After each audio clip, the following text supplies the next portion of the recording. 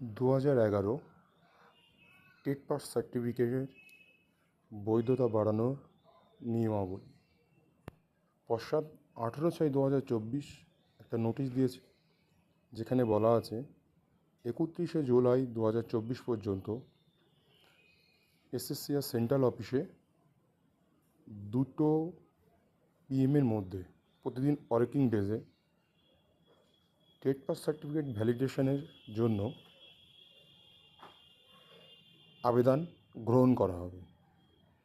আবেদন নেওয়ার পরে এসএসসির ওয়েবসাইটে এই রিভ্যালিডেশন সার্টিফিকেট সম্পর্কে আপডেট দেওয়া হবে যে কবে সংগ্রহ করা যাবে। ক্যান্ডিডেটরা 7 দিন আগে জানতে পারবে যে কবে এটা সংগ্রহ করতে হবে।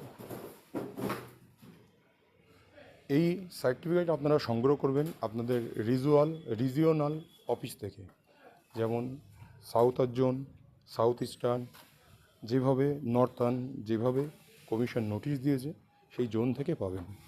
এই হচ্ছে এসএসসির টেট পাস সার্টিফিকেট ভ্যালিডেশনের জন্য বৈধতার আজকের আপডেট।